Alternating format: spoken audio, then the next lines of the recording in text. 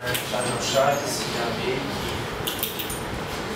que carinhosamente aceitaram o convite para participar hoje da defesa da dissertação de mestrado do Guami Jonathan Poli dos Santos. Dissertação intitulada Uma análise dos efeitos do uso a longo prazo de antidepressivos, que eu apresento para nós hoje. Então, para a gente dar início aos trabalhos, nós podemos fazer de acordo com dois procedimentos, basicamente. De qualquer modo, eu vou convidar o professor Charles a começar, que ele é o nosso convidado de fora aqui na universidade. Se ele prefere falar durante 30 minutos, então ele responde pergunta 30 minutos, aí eu volto de 30 minutos para poder ver, ou se vocês abrem uma conversa de 1 hora sobre o tema. E eu acho que podemos trabalhar nos dois procedimentos, e aí também acho que cada história é a maneira mais adequada de jogar o papo para iniciar. Então, passo a palavra ao professor Charles, vamos iniciar. Sim, você vai falar.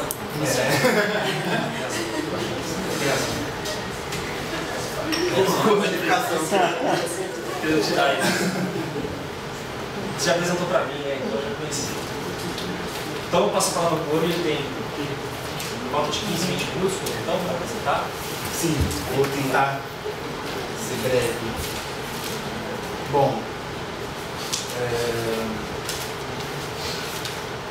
acho que todo mundo sabe que toda pesquisa começa com algumas questões.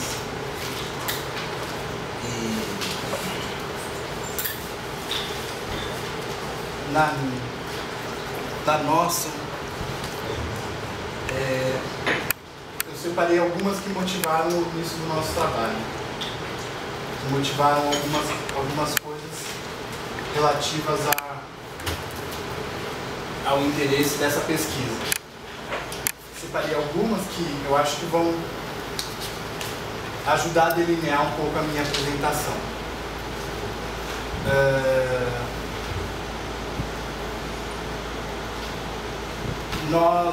A justificativa de estarmos aqui hoje, nessa bela tarde de quarta-feira, discutindo sobre o uso de antidepressivos, é relativamente simples. Se eu pedir aqui para alguém que conhece alguém ou que já tomou antidepressivo, não seria surpresa se 80% das pessoas levantassem a mão. Não só porque muitos dos presentes aqui são estudantes de psicologia, mas por conta de um fenômeno de medicalização que está em curso na nossa sociedade. Medicalização, para conceituar, para todo mundo conseguir delimitar, para eu conseguir delimitar o que eu estou falando, é um termo que se refere a um processo discursivo da expansão da área da medicina para problemáticas que não são da sua alçada. Isso tem uma série de desdobramentos que eu vou tentar resumir em 3. Uma lógica diagnóstica que tenta circunscrever a diferença no campo patológico.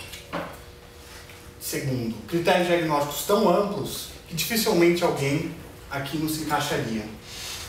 E 3, certo entendimento do conceito de saúde mental como a completa ausência de conflitos e a não capacidade de vivenciá-los e superá-los. Dessa maneira, nossa pesquisa em psicologia buscou esmiuçar nas linhas discursivas que compõem esse fenômeno.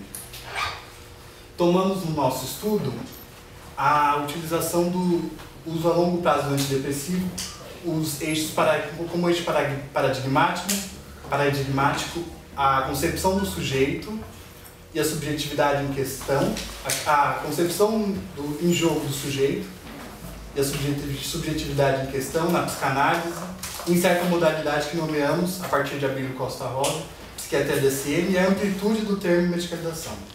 No eixo epistemológico, visamos discutir o conceito de sintoma e o modo diagnóstico. E, por fim, concluímos no eixo da clínica, a discussão ética, do prognóstico, dos limites, dos objetivos da dita cura e dos usos dos antidepressivos. Inicialmente, não é novidade que a nossa matéria-prima, por assim dizer, da psicologia são as relações, o entre. A nossa pesquisa teve múltiplas linhagens que eu vou tentar explicitar. Ok, várias pessoas tomam antidepressivos por diferentes motivos, mas o que acontece com elas nessa relação? Em nossa pesquisa estudamos a psicodinâmica do sofrimento relativa ao uso desse prolongado, procurando entender as dimensões desse sofrimento, articulando com as relações macro e micro, intra e interpessoais. Nesse sentido, realizamos uma extensa revisão bibliográfica sobre o assunto, grande parte de inspiração psicanalítica e por meio de entrevistas que buscamos escutar o grito, ainda que silencioso, de algum sofrimento que esteja sendo mitigado na relação com o fármaco, o antidepressivo. Tal suplemento carrega no seu âmago diversos questionamentos e ambiguidades que procuramos manter ao longo do trabalho. Nessa breve síntese que eu falei, eu poderia apresentar. Não vai rolar. Não vai ficar. Desculpa, gente, vai ser calor mesmo.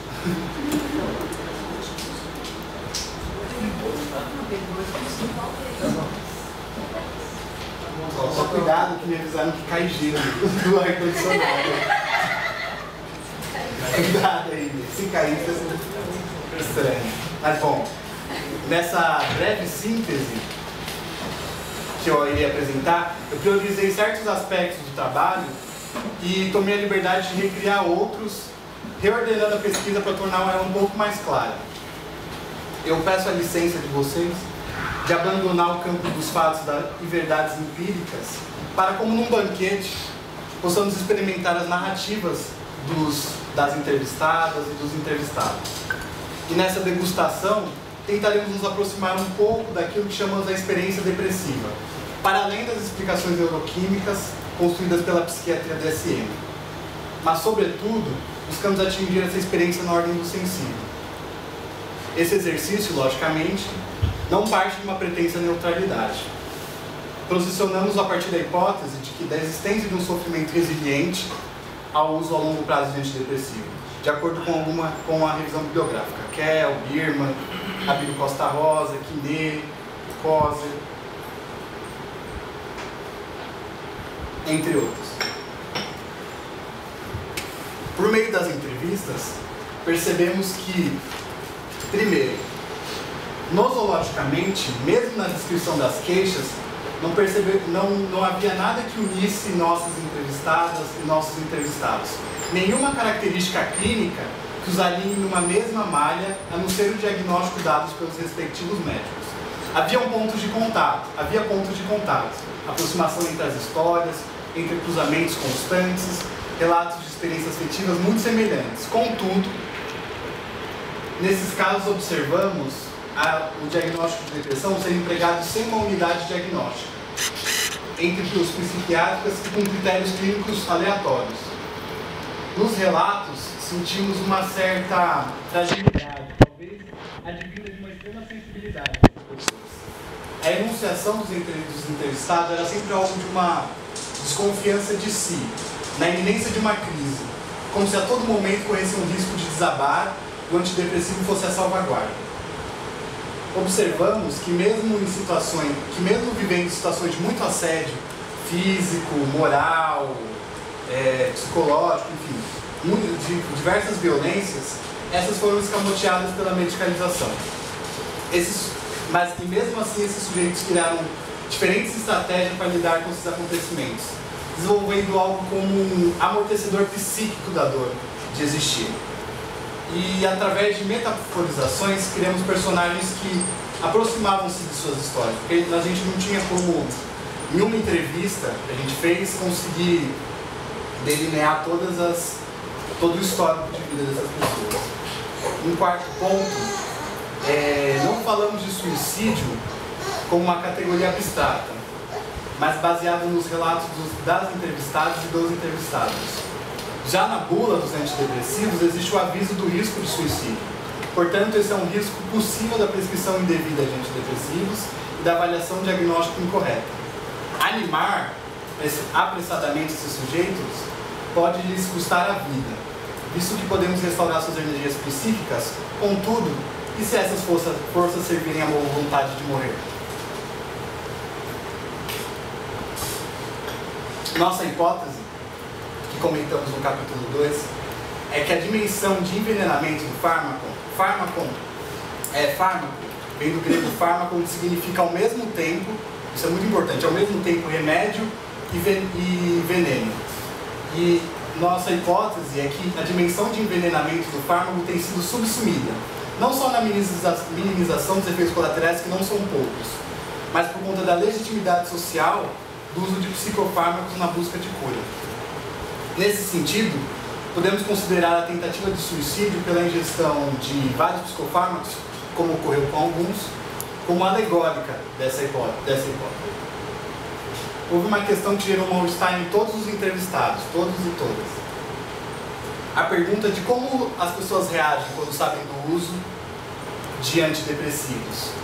Alguns subitamente silenciavam, outros balbuciavam por um momento uma resposta, mas era visível que a maioria sentia um enorme desconforto com essa questão.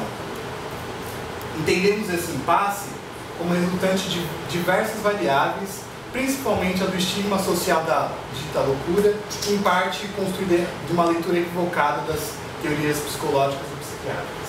Para nós, foi visível como este diagnóstico psiquiátrico não contribuiu como um desvio para a diferença, isto é, não auxiliou o sujeito a ressignificar seu sofrimento.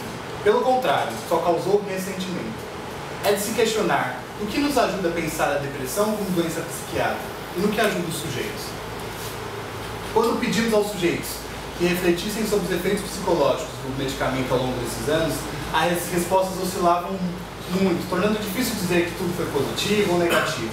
Por exemplo, a Isabela, a bailarina, a Carolina, a equilibrista, e Josefina, a malabarista, sentiram uma evolução positiva. Já Francisco, o nômade, somente sentiu um efeito inicial positivo. Geraldo, o niilista ativo, por sua vez, disse que passou a ser mais crítico, mais filosófico, mais niilista sobre as coisas, mas que disfarça um otimismo alheio, isto é, confraternismo e otimismo enquanto ele mesmo é alheio a isso. E por fim, as respostas sobre cura oscilaram entre uma estabilidade. O que seria cura, né? Oscilaram entre uma estabilidade, em que não se cairia tão fácil por problemas tão normais da vida, conseguindo enfrentá-los. Já Geraldo e Francisco não viam mais perspectiva de cura no sentido médico. Eles aceitavam que outros sofrimentos viriam e teriam que inventar outros recursos para lidar com eles. Segundo palavras de Francisco, a cura seria na arte, na cultura. E, por fim, nessa questão das entrevistas ainda, por mais que se venda a ilusão de que o antidepressivo sanará a queixa, as entrevistadas e os entrevistados desses que tomaram esses medicamentos nos mostraram exatamente o contrário. A razão para isso é simples. A experiência depressiva é, antes de tudo, da ordem sensível. Mas de qual natureza é tal dor? É um mal-estar do laço social, um sintoma ou uma queixa inicial? Como diz Dunker, é preciso diferenciar eticamente essas três dimensões que até certo ponto se intercruzam. Mal-estar na cultura nos remete ao texto de Freud, do impasse da vida em civilização. Partindo disso, utilizamos no nosso trabalho o conceito de Mellmann de sintoma social dominante, relacionando a experiência depressiva e ao uso do antidepressivo como um gadget. O suplemento, segundo Derrida, produzido para transformar uma questão que não é só necessariamente do âmbito da medicina. Nesse sentido, falamos da medicalização da depressão como um dispositivo, de Foucault, que viria a conferir à experiência depressiva sua realidade e, por ser conseguinte, seu único tratamento. Não estamos aqui discutindo a existência ou não do diagnóstico psiquiátrico da depressão. No máximo, debatemos como esse diagnóstico é realizado. O foco do nosso trabalho é entender em que medida o antidepressivo atua nesse processo de subjetivação. Percebemos que o diagnóstico camufla outras questões, como as diferentes formas de violências que foram narradas nas entrevistas. Não falei isso no meu trabalho, mas hoje já se fala que determinados usos indevidos de psicofármacos como uma violência química. Sendo assim, a experiência de depressão teria outras origens além do desbalanceamento neuroquímico. Pensamos nela como uma fadiga, um cansaço, um esgotamento de ser si mesmo. Segundo Alan Ehrenberg, viveríamos um culto da performance em todos os âmbitos da vida, profissional, familiar, até mesmo poderíamos pensar no desempenho sexual como uma certa algo simbólico dessa injunção de gozo. Diferente da época, da época de Freud, da moral vitoriana, baseada nos valores transcendentais, vivemos na moral do gozo. Goze. Essa seria a injunção contemporânea. Dessa maneira, os depressivos seriam portadores de más notícias que ninguém quer saber, das bads que viriam desafinar o coro dos contentes. Somos atravessados constantemente, sedimentariamente pela sensação de insuficiência, diante de tantos apelos e demandas da contemporaneidade. Sempre poderíamos ter um desempenho melhor. Aliás, desempenho é um adjetivo que costumeiramente empregamos para descrever o funcionamento de máquinas, computadores. Será que estaríamos nos subjetivando maquinicamente, tornando-nos robôs? Diferente dos filmes em que os robôs fazem de tudo para chorar e terem emoções humanas, eles não teriam mais por que nos invejar. Cada vez mais buscamos uma vida sem turbulências. Isto é imoral demonstrar tristeza, um sentimento inerente à existência. Assim, aspiramos a neutralizar a complexa teia de emoções tão imperfeita e demasiadamente humana. Nietzsche diz que devemos ter a força de estarmos à altura de nossas fraquezas, ao invés de ter a fraqueza de só cultuar a força. A cultuação da alta performance parece esgotar paulatinamente nossa potência de vida, esvaziando a energia do nosso corpo. Viveríamos sob um sobrevivencialismo, uma meia-vida, sem fortes emoções. Neste contexto que esboçamos, os fármacos viriam esterilizar as saudáveis manifestações de queixas sintomáticas. O sintoma na psicanálise é a expressão metafórica do inconsciente, de que algo está fora da ordem mundial. Assim sendo, qual uso tem sido feito do antidepressivo? É preciso posicionar o uso do fármaco para não colocá-lo como um artifício de segundo plano em relação às outras tecnologias, e nem tampouco como um instrumento receitado a priori, visto que ele é um avanço instrumental psicofarmacológico importante, para que a dor não recubra toda a vida do sujeito. Ele tem limitações na sua atuação terapêutica, principalmente referente à implicação do sujeito ao tratamento, e diversos efeitos colaterais, tanto orgânicos como psicológicos. Por exemplo, em 2 entrevistas, ocorreram relatos de, como eu já disse, de tentativas de suicídio após a entrada no circuito psicofarmacológico, com a entrada de psicofármacos, dentre eles os antidepressivos. Portanto, não podemos colocar essa questão de forma binária, apenas pensando nos malefícios e os benefícios do uso. A questão traz diversas ambiguidades, dando novas dimensões. Os sujeitos não podem limitar o uso de antidepressivo à mera escolha de qual efeito vão sentir, se a ferida de ser ou os efeitos secundários orgânicos. Não podemos ficar apenas refém de apenas ficar criticando, muitas vezes de maneira binária ou reducionista, mas também temos que propor outras movimentações, resistir. Temos que resgatar a dimensão ética da questão, construindo planejamentos terapêuticos transdisciplinares que mirem o horizonte desejante que faz o sujeito caminhar. Obrigado. Quando o convite, foi o Gustavo, da Unesco, para mim é um prazer, é uma honra poder vir até aqui, lá no sul do país, participar da conferência. Eu vou me apresentar rapidamente, e eu acho apenas por uma questão de que eu sou um cara meio desorganizado, eu estou meio na terceira idade, assim, a disciplina mental não é tão boa, talvez, mais pelo comodismo meu, eu penso talvez em fazer, como eu tenho muita coisa que eu anotei, que eu pensei, que eu gostaria de falar, que talvez seja demais, eu pensei de talvez fazer, se você me disciplina no relógio, fazer uma série de comentários, sugestões, algumas perguntas, algumas críticas, E aí depois passa a palavra para o Cano. Eu vou tentar fazer em 20 a 20 segundos para sobrar um tempo. Porque se a gente começar a conversar, eu sou disperso e vendo correndo. Eu tenho medo de a gente falar muito, vai ser bom, mas por outro lado talvez perder algumas coisas do trabalho, alguns pontos que fossem relevantes. Então, tendo uma visão geral dos meus comentários. Então, só para situar um pouco a minha contribuição aqui na banca, a minha avaliação do seu trabalho, eu vou me apresentar, eu vou falar rapidamente de mim, da perspectiva da posição que eu li no seu trabalho. Eu não sou psicólogo, né? Eu sou um médico que agora está aposentado, porque eu não clinico mais, mas eu por 15 anos da minha vida trabalhei como médico no sul da Atenção Básica, no Centro de Saúde do Brasil. E a maior parte desse tempo, quase a totalidade, eu trabalhei num lugar só, pequeno vilarejo no interior de São Paulo.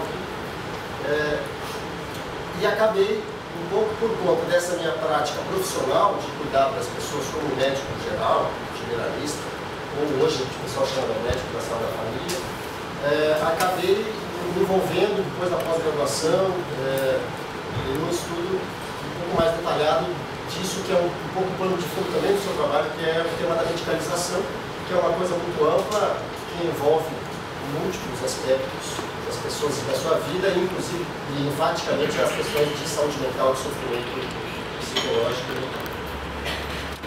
Por que eu estou falando isso? Porque, como eu não sou um especialista, não sou um psicólogo, eu não tenho uma formação em psicologia, portanto, eu não tenho uma série de competências que aí eu vou deixar para os seus professores aqui da casa para fazer na avaliação do trabalho, que é avaliar, digamos assim, a correção teórica, conceitual do uso que você faz, do diálogo que você faz com vários autores que são importantes. Inclusive, eu queria agradecer, para mim foi um prazer de ler, você escreve bem, e eu aprendi um tanto de coisas novas, lendo até por ser de fora, digamos, né, relativamente de fora da área. Sou professor que hoje sou há 7 anos professor na Universidade Federal de Santa Catarina, no Departamento de Saúde Coletiva, dou aula para vários cursos, particularmente para o curso de medicina. E tenho mexido com as questões de cuidado e também de medicalização social. Então eu vou passar meio ao largo de uma série de questões que são, se você conseguir entender e se manipular e aplicar, digamos, ou discutir, dialogar com uma série de ideias, de conceitos que eu acho que são muito valiosos, são muito felizes, de vários dos autores que você mesmo citou aqui na apresentação. Alguns eu conheço, outros eu desconheço, fiquei conhecendo através do seu trabalho. Certo? Então, por um lado, a minha contribuição vai ser talvez aquém do que deveria ser, como alguém que está avaliando o conjunto do trabalho, certo? Por outro lado, eu vou tentar trazer um olhar de alguém da área da saúde coletiva para o qual esse tema do seu trabalho, que é a massiva transformação dos sofrimentos e dos problemas existenciais e sofrimentos das pessoas em uma coisa que virou, todo mundo agora aceita como sendo uma doença, aspas, que chamam de depressão, e todo mundo é tratado dessa, aspas, doenças com um remedinho, comprimido, ou vários desses comprimidos com sucessivas combinações, como você mesmo relata nos seus entrevistados. Então isso é de uma extrema importância. Eu queria te parabenizar pelo tema, pela escolha do tema, porque, embora seja uma coisa um pouco óbvia para quem é do ramo da psicologia ou da saúde coletiva como eu, assim, é uma verdadeira epidemia, que está virando uma endemia crônica, que há muitos anos está se mantendo, esse uso muito disseminado, muito indiscriminado, pouco criterioso de psicotrópicos, de antidepressivos, o tratamento de, vamos chamar assim, de sintomas depressivos, conforme listados lá no DSM, nas classificações da psiquiatria americana, que é amplamente adotada, digamos, pelos médicos do país, inclusive não psiquiatras. Depois vou voltar um pouco a esse tema. Então, já tem aí assim, uma importância muito grande do seu trabalho, porque ele mexe num tema que é muito importante, que consome, que acaba assim, convergindo, atraindo, afunilando um monte de problemas das pessoas no uso de um remédio, que depende de um médico, e atormenta a vida de muitos médicos, porque é uma população inteira de gente lá pedindo para tomar, ou pedindo para manter, ou pedindo para ver se tem um outro medicamento, porque nem tudo se melhora. Ao contrário, pouca coisa se melhora. Tem uma propaganda enganosa, digamos, em torno da eficácia disso. Depois eu vou voltar um pouquinho mais nesse respeito. Certo? Então eu vou dar fazer uma análise um pouco do ponto de vista mais geral de um diálogo de saúde coletiva com a psicologia social, com a psicologia do seu trabalho. Isso talvez eu consiga fazer, pensando do ponto de vista dos excessos de medicalização e dos desafios que a gente tem de reorientação, de contenção desse processo. Por outro lado, embora seja do ponto de vista da universidade um docente novo, já estou ficando meio velho, cheguei atrasado na universidade, estou ficando cada vez menos formalista, então eu não vou passar por uma série de detalhes, de coisas que depois eu te deixo aqui, que estão anotados. Eu vou fazer um momento um comentário só mais formal, mas vou tentar destacar alguns pontos importantes que eu queria debater. Vai ser um misto de comentários, de algumas perguntas que eu fiquei na dúvida, que eu acho que você pode responder, talvez alguma coisa que possa ser melhorada aqui numa versão final, que não vai te dar trabalho. Algumas poucas críticas, algumas sugestões e um pouco de reflexão conjunta. Do ponto de vista, muito rapidamente, de formalidades, eu penso assim, você escreve muito bem, você está de parabéns, o seu trabalho para o mestrado é um trabalho de um fôlego teórico, assim, muito mais do que o necessário, do que a média que a gente encontra por aí. Eu até estava elogiando seus professores aqui antes de começar, que o pessoal assim, pega pesado com vocês, no sentido de dar uma fundamentação, um arcabouço de teoria, de autores, que da área, né, de vocês, mas que exigiu, isso é muito evidente no seu texto, é um texto que você tentou construir a partir desses vários referenciais, que muita coisa converge, isso é muito evidente, e você tem, enfim, um esforço de elaboração, de construção de um arcabouço de ideias, de conceitos que tu vai usar e vai partir deles, enfim, vai ter como um certo referencial para analisar lá suas entrevistas, que eu acho que está muito mais do que suficiente, está muito bom. Certo? No geral, como comentário mais geral, eu queria que tu ficasse tranquilo. Eu acho que o seu trabalho tem uma qualidade muito mais do que suficiente para aprovação no mestrado, então todas as críticas que eu vou fazer daqui para frente, você não se preocupe, são coisas mais para a gente construir, debater e pensar juntos, e algumas sugestões, algumas perguntas que eu fiquei na dúvida. Embora você escreva bem, como todo trabalho não tem muito como, não sei se você está muito apressado nos prazos da versão final, tem um monte de erros de digitação, de ortografia, de não sei o quê. Os que eu pude ver, fui anotando, vou te deixar aqui depois para te ajudar na correção. Tá certo? Nem vou perder tempo muito com isso. A estrutura geral do seu trabalho é muito boa. Você tentou fazer 2 capítulos pesados e densos de uma certa fundamentação teórica e de conceitos, para depois abordar os seus entrevistados,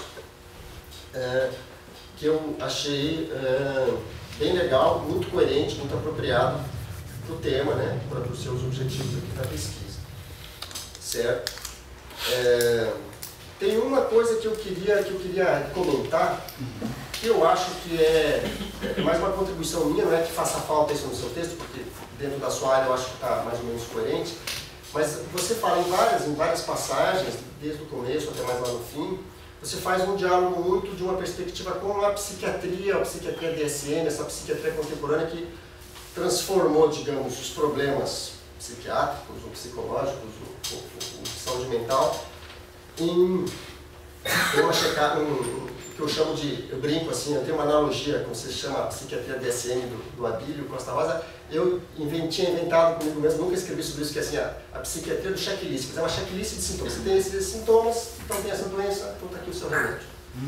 Que é o fim do cuidado médico e psiquiátrico, é quase uma aberração. Mas de qualquer forma, isso está se impondo cada vez mais. Mas o que eu queria te comentar é o seguinte, é que isso é a referência para o cuidado médico em geral e o grosso da prescrição dos antidepressivos, embora os psiquiatras prescrevam muito, inclusive, às vezes com polifarmácia, com vários. Mas quem mais prescreve no Brasil hoje não são os psiquiatras, são os médicos clínicos gerais, os ginecologistas, os cardiologistas prescrevem de monte, São as 3 categorias, até onde eu sei, não estou muito atualizado nessas estatísticas, mas até onde são os que mais crescem, são os médicos em geral. E talvez tu pudesse fazer algum comentário lá, porque o seu diálogo é muito mais do que só com os psiquiatras, que são os digamos, especialistas no assunto. Porque eles venderam peixes, ensinaram todos os seus colegas, porque eles acabam sendo a referência da especialidade para o resto da formação médica em geral. E eles ensinaram os seus colegas, eu dou aula para os estudantes de medicina, trabalhei com ele muito tempo com a residência de medicina de família e comunidade, que são os médicos generalistas que devem aprender lá no Sistema Único de Saúde na atenção básica, na atenção primária. Eles aprendem com esses psiquiatras de assim. Então esse é um drama. O diálogo do seu trabalho, o seu trabalho contribui para construir melhor esse diálogo e essa crítica, é como toda uma cultura que está progressivamente se impondo, que tem um certo empobrecimento epistemológico, que é muito frágil, mas que está se impondo com uma prática social, que além de uma prática discutiva, uma prática social muito, muito forte.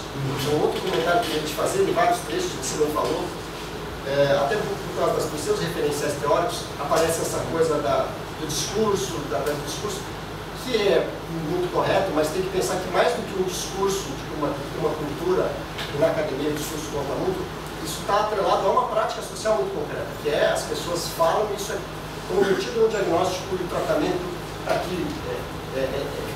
Receita-se, carimba-se, a pessoa pega o remédio, faixa preta e vai tomando. Essa prática social é um negócio que está aglutinando o manejo dos sofrimentos das pessoas, das tristezas, sintomas depressivos, etc. Então, muito bom. Então, esse é o primeiro comentário. Assim, é um diálogo muito amplo. Isso talvez eu senti um pouco falta, poderia dar na demonstração, você poderia ter aberto algum comentário mais talvez no começo, mas isso não é só com a psiquiatria que você está conversando. Que mais? Um outro comentário bem geral, ainda assim, está um pouco na sequência do texto que eu já vou entrar, é sobre essa apresentação que eu gostei que tu fez aqui, curtinha, da medicalização. Eu não sei se é ignorância minha, porque eu vivo assoberbado, não tenho tempo de conseguir me manter muito atualizado na literatura. A gente aprende com as teses que vocês, os alunos, estão mais atualizados do que a gente, porque a internet está lendo, revisando, mas o resuminho que você fez, que é uma certa tradução do processo geral de medicalização para a área do cuidado da saúde mental, é um resumo muito feliz. E acho até que relativamente original. Não sei se isso é uma coisa que tu sintetizou, pescou de algum autor, uma apresentação que eu colocou. Eu acho até que não está aqui no seu texto. Isso rende pode ser colocado em algum cantinho, quando se for publicar, se for fazer um artigo. Isso rende uma certa, tem um quê de originalidade, que é uma certa tradução e aproximação do processo geral de medicalização, que tem um pouco tem alguns aspectos a mais até do que você colocou, que você já falou, ele é adaptado, digamos, para a saúde mental, mas cuja tradução para a saúde mental foi muito feliz, esse que foi feito. Porque tu não explorou muito isso, do ponto de vista aqui no teu trabalho. Esse é só um comentário. Na página 14, tem uma pergunta que eu queria fazer, tu anota, depois tu pode me responder, que é a ignorância minha, não é uma crítica, não. Você faz uma afirmação que eu achei relativamente importante, ela está curta e seca, talvez ela seja um senso comum para os psicólogos, para mim, que não sou, gostaria de ouvir um pouco mais. Você fala assim, na página 14, no terceiro parágrafo, no início do aparecimento dos psicofármacos, eles eram aceitados para complementar a psicoterapia. Pô, e continua, não tem referência, isso é uma afirmação cultural. Eu fiquei, assim, isso não me era do meu senso comum, na minha cultura. Isso eu acho que merece um certo destaque, porque se isso é verdade, se isso está muito claro para vocês, para os historiadores da coisa, o pessoal que estuda mais a fundo esse negócio, isso merece um comentário, uma referência, uma coisa. Isso é um tanto quanto importante. Alguns tipos de psicoterapia que são os mais simplificados e os mais enquadráveis em algoritmos e treinamentos, hoje em dia são estudados como formas de cuidado. Que são as terapias mais breves, de resolução de problemas, mais enquadradinhas, mais comportamentais. Que é o que se tenta produzir evidência e ensaios clínicos, enfim, coisas com esse tipo de coisa. Mas como tu faz uma afirmação muito mais genérica, a psicoterapia, no sentido mais genérico, na verdade, é a psicoterapia de fundo psicanalista, eu acho que esse comentário eu gostaria que tu me explicasse um pouquinho se isso é assim mesmo, está bem escrito, talvez desse um certo destaque aqui, porque a gente está jogando fora quase, botando elas como assim, uma coisa que tu vai fazer porque os remédios não saíram, se saíram tão bem como vendeu o peixe. Propaganda foi meio enganosa demais. Na página 19, seguindo um pouco da sequência do texto que tinha lá, tem dois comentários que eu queria te fazer, que também são uns comentários que não é nenhuma crítica, mas é que é uma coisa que você acaba fazendo um diálogo, que eu acho que até onde eu consigo ver relativamente bem coerente e preciso, de uma perspectiva mais psicanalista, lacaniana e filosófica, bem contemporânea do pessoal lá, das psicanálise francesa, e acaba fazendo um diálogo assim, dessa coisa da dimensão desejante com essa psiquiatria de checklist de DC. Eu queria fazer um comentário que eu acho que é no sentido de ressaltar que não é só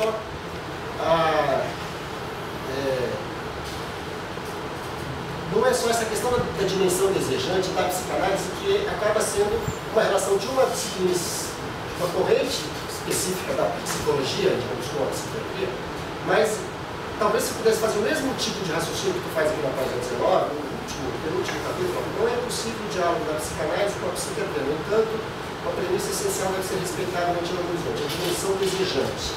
É uma coisa bem típica dos psicanalistas.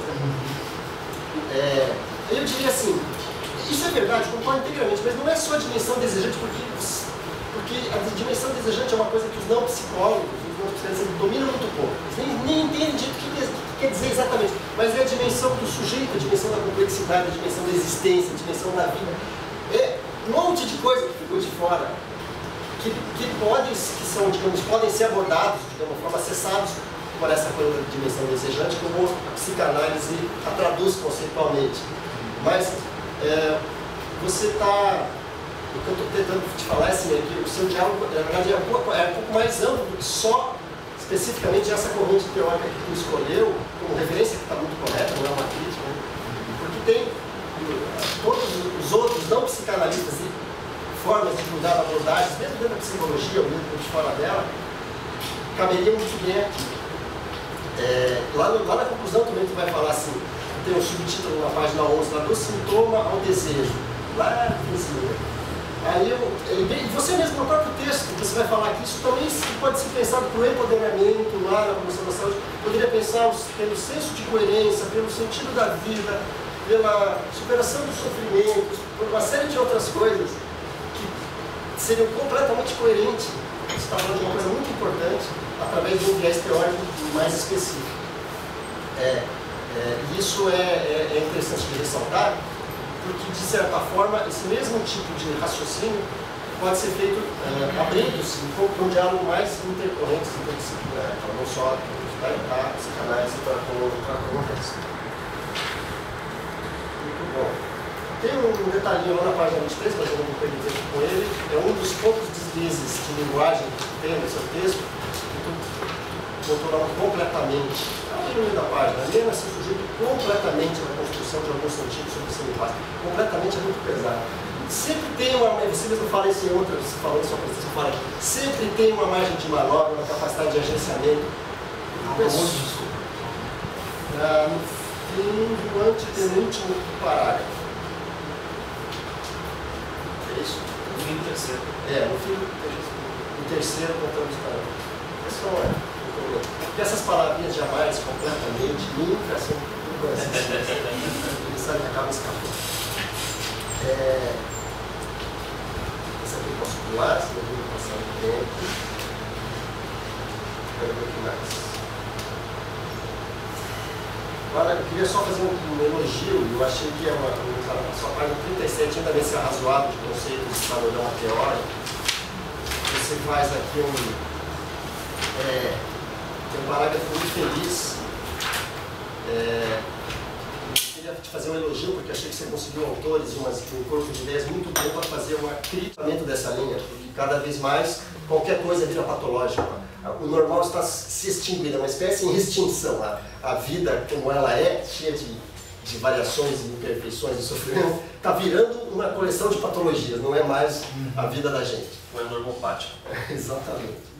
E terceiro, a medicalização da existência com o objetivo de aprimoramento da performance individual, que é uma tendência muito recente, de fato, que está imbricada e está contaminando todo um discurso preventivista e, por outro lado, promocionista, que é muito em voga na saúde coletiva e na saúde pública em geral, e que através desse esquema de transformar todo mundo em esportista de alta performance, empreendedor, capitalista, assim, está destruindo o potencial, digamos, de vida, de valor desses conceitos, dessa ideia de promoção de saúde, mesmo de cuidado, e para algumas questões mais da medicina até de prevenção, que é outro filão de medicalização violenta do mundo atual, mas que não é o seu tema aqui. Então isso é um elogio, achei muito bonito aqui esse trecho e todas as páginas subsequentes.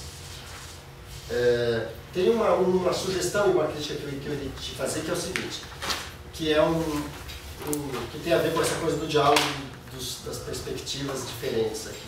Você usa uma expressão, pelo menos eu identifiquei 4 vezes aqui no seu texto, que é uma expressão que me pareceu que tu usou ela um pouco no sentido do senso comum, mas que ela é muito perigosa do ponto de vista da academia da saúde coletiva, que é a expressão estilo de vida. Estilo de vida aparece aqui com sentidos meio parecidos, às vezes, 2 vezes na página 38, uma na 50 e uma na 98, lá no finzinho. E eu acho que o seu texto é suficientemente claro, mas essa palavra estilo de vida, ela está ligada, você não usa isso nas suas referências, portanto não é esse sentido que está para ela, mas ela tem sido muito monopolizada, atrelada a toda uma corrente muito pesada de preventivismo no mundo do cuidado médico, que tem a ver com estilo de vida. Significa o quê? Significa comportamentos individuais sob controle do sujeito. E é o que se usa, todo o discurso da prevenção, do cuidado com o risco cardiovascular, que é a maior causa de morte no mundo, vem desde a década de 70 e 80, uma corrente muito forte, muito pesada e dominante no cuidado na saúde pública, na medicina, está pensando que o estilo de vida é uma das coisas mais importantes, e aí tem uma tormentação de culpabilização e de pressão, porque você tem que virar um atleta, tem que ir na academia, não pode comer, e estilo de vida está atrelado muito a isso. Eu acho que não é disso que você está falando quando você fala de estilo de vida. Então eu sugeriria uma coisa muito simples, simplesmente troca essas palavras, tira elas, não fazem falta nenhuma, porque elas aparecem várias vezes ali, e nenhuma das vezes que ela aparece, ela dá uma certa margem para linkar com esse significado de preventivismo, de uma visão individualista, comportamentalista e racional do sujeito, que é a última coisa que tu quer no seu texto. Entendeu? Que é uma coisa do estilo de vida como uma das grandes causas para mudança do estilo de vida, como uma coisa que seja da ordem do indivíduo, ele é capaz, ele domina, ele controla, ele tem que ser um cara, um vendedor atlético, que não come coisas que fazem mal, não fuma, não bebe, come chuchu com alface, como diria o colega, ele não pode comer coisas que aumentam o colesterol, etc. Então isso é uma sugestão simples que te limpa o texto de um problema que não é seu, que você mexer com ele. Agora eu queria entrar um pouquinho, sair um pouco desse panorama dos 2 primeiros minutos. Oi? Acho que dá. Eu queria entrar um pouquinho na parte da sua metodologia, das suas entrevistas, depois da sua análise. Isso tudo aqui foi mais sobre esses comentários gerais sobre esses 2 primeiros capítulos, que eu acho que foram muito felizes. Você fez um esforço muito grande, que eu acho que bem exitoso, embora em alguns trechos, algumas citações, ele tenha sido árduo para mim como alguém que é de fora, digamos, da psicologia, que desconhece muitos desses autores, mas achei que se amarrou muito bem uma série de conceitos para discutir essa questão da medicalização e da depressão. Em relação aos seus entrevistados, eu tenho algumas sugestões, algumas perguntas, algumas pequenas críticas que acho que podem te ajudar a enriquecer o seu trabalho Que é o seguinte, embora você tenha falado lá no começo das suas entrevistas, assim, como é que você divulgou no relatório, mas você não falou efetivamente como é que eles chegaram. Eles se voluntariaram, eles se apresentaram. Quantos se apresentaram, por que dos quantos você escolheu esses 5, ou se não foram 5? Você precisa, desse ponto de vista da metodologia, ser um pouco mais detalhadinho, contar histórias narrativas, de como é que esses 5 pessoas chegaram até você.